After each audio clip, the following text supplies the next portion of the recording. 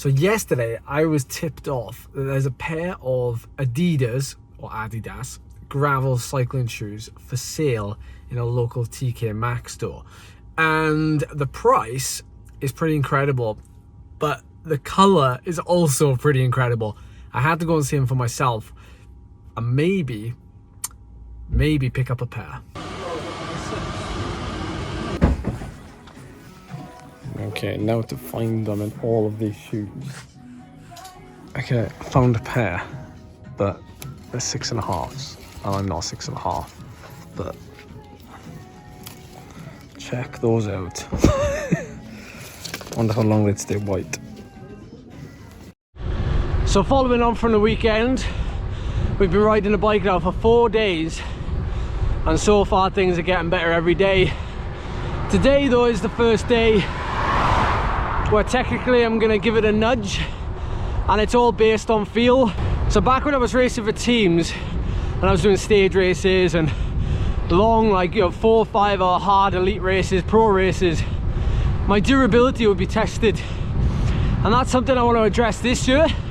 And we're kind of starting it off today on a very basic level. Durability and fatigue resistance and all these terms, they're just posh terms really to describe endurance.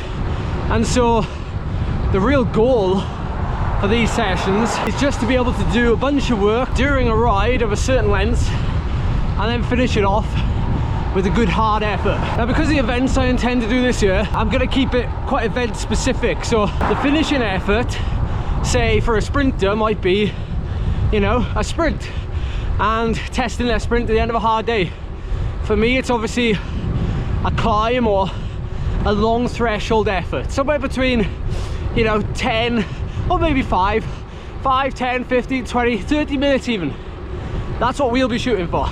We're ending this ride with a roughly 10 to 15 minute effort that's going to be paced to basically just empty the tank and see what I gather from it, because more than ever when you're coming back from illness and injury, training is testing, because 9 times out of 10 people want to test straight away with a FTP test or something. All that's going to tell you is your FTP is lower potentially. So for me, I always like to get back into a routine as quickly as possible and just let the work do the work until I start to feel half human again, and then I'll test, or then I'll start digging into that sort of data. So anyway, today I'm shooting for around about 12 to 13 kilojoules per kilogram per hour. So you do the maths on that, and we're looking to burn anywhere around like 2,200, 2,500 kilojoules. So that's a total work prior to then doing this effort.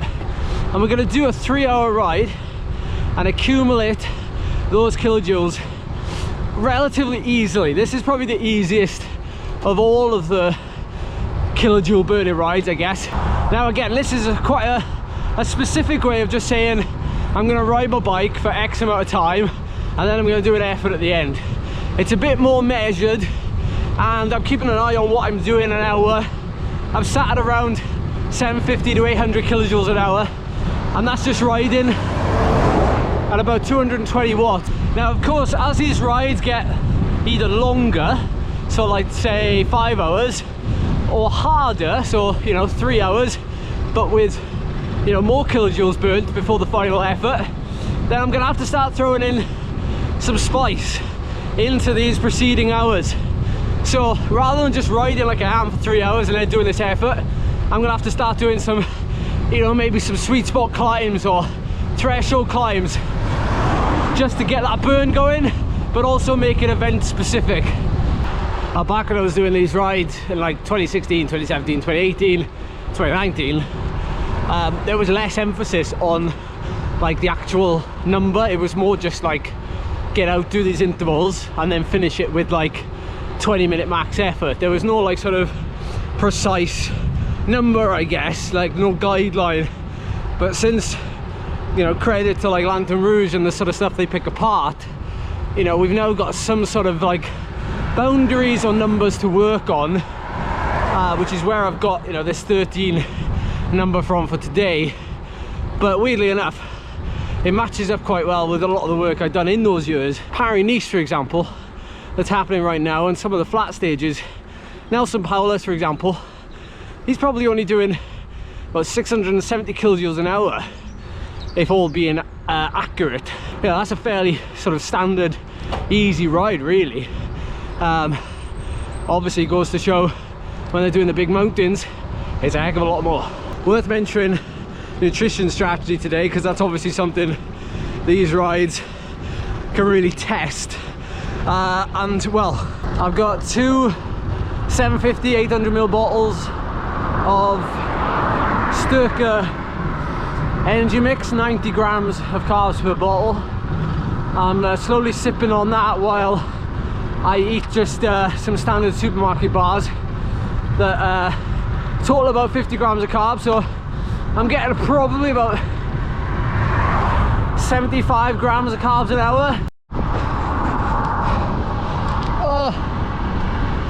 Well, I haven't seen you in a couple of hours, but I've technically finished the ride.